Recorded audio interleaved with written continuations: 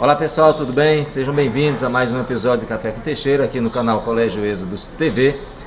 Meu amigo Bruno Chaves, professor de Ciências, professor Teixeira, professor de Geografia. Nós vamos falar um pouquinho hoje sobre a seca na Amazônia, a estiagem na Amazônia. Professor Bruno, é até estranho de falar desse assunto, porque quando nós estudamos e ensinamos aos nossos alunos o clima equatorial amazônico, nós sempre citamos que é um clima muito chuvoso, né? Chove o ano todo, lógico que em um período do ano diminui um pouco as chuvas, mas não para de chover e não tem período de estiagem. E a vegetação abundante, os rios também volumosos, mas o que tem acontecido é bem atípico, né? Tinha acontecido a última vez entre 2015 e 2016 e volta a acontecer de forma mais intensa ainda. O que a gente tem visto, né?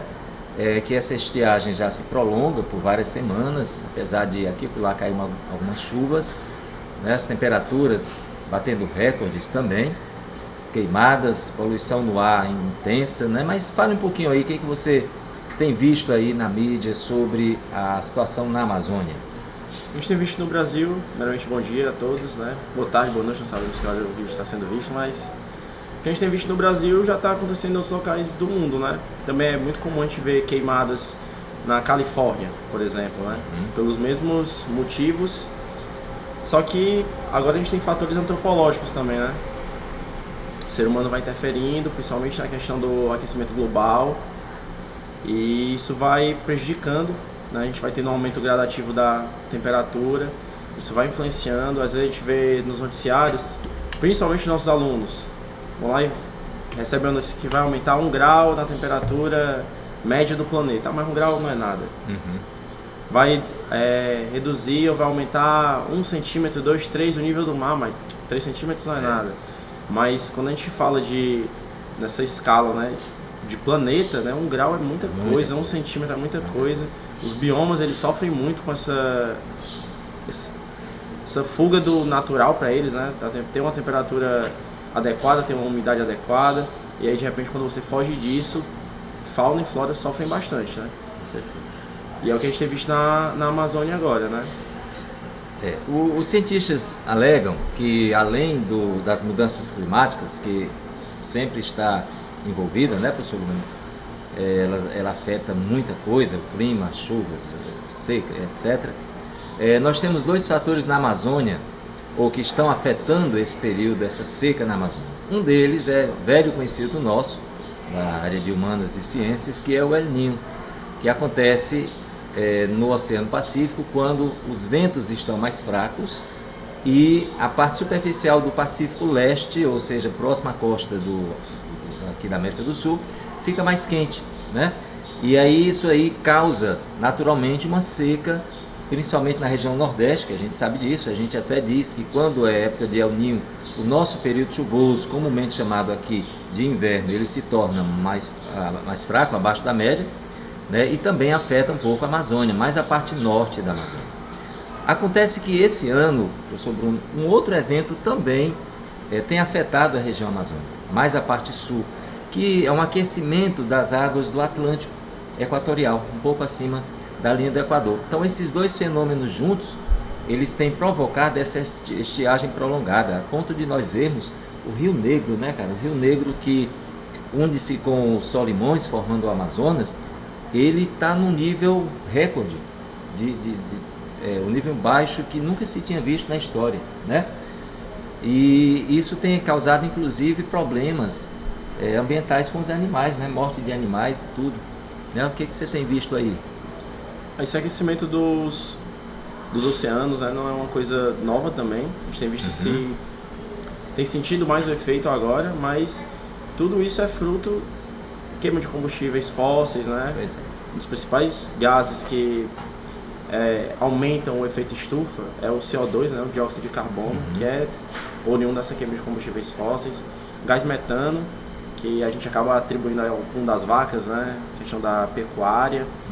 E o que a gente está fazendo, na verdade, foram muitos anos de poluição, né, de uso indiscriminado tanto desses combustíveis quanto desses recursos naturais. E agora a gente está colhendo os frutos, né? Desmatamento, né? Desmatamento. E o que está acontecendo agora, infelizmente, é o começo, né? Infelizmente vai se normalizar essa situação, porque são fatores que são difíceis de você reverter. A gente pode ainda dar uma segurada, né? E, obviamente, tomar medidas para tornar cada vez menos difícil para as pessoas e para os animais e a vegetação, né? Esses incêndios, mas que eles vão ser cada vez mais comuns, eles acabarão sendo, sim, se tornando normais, porque, como previsto, né, e debatido aí por políticos todos os anos, a gente sabe e espera que vá ter um aumento da nossa temperatura, sim. A gente sabe e espera que a poluição na atmosfera ela realmente vá se concretizando cada vez mais. Infelizmente. Infelizmente é tentar maneiras para corrigir. Agora tem que agir no paliativo, né? Mas tem que pensar já mais à frente, porque isso vai ser cada vez mais normal. E os cientistas dizem, professor Bruno, que esses eventos atípicos, que hoje são atípicos, vão se tornar mais frequentes, né? Devido a isso. Com relação ao desmatamento, mais uns 2 pontinhos para a gente encerrar.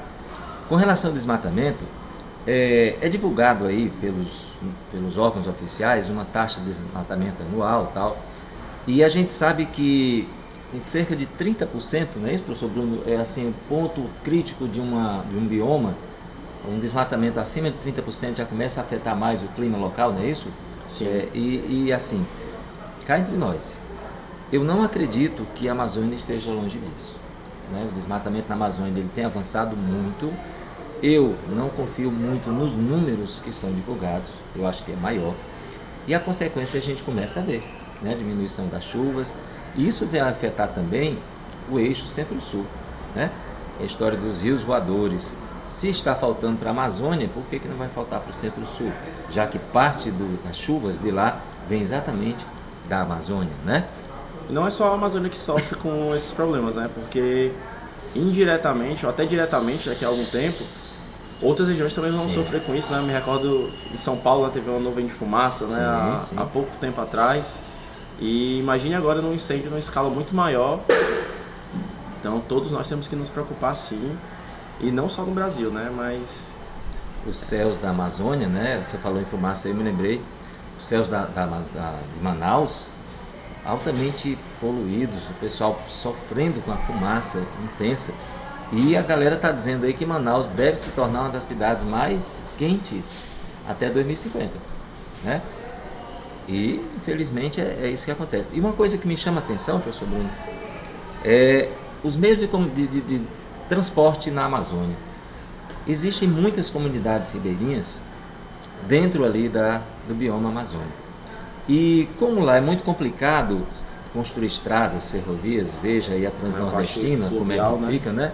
Eles se locomovem pelos rios, cara. São as estradas dos ribeirinhos da Amazônia. E muitos como é que a gente chama, os rios pequenos, eles estão secando, cara. Tem uma redução aí de 10 centímetros, né? Bastante coisa. Né?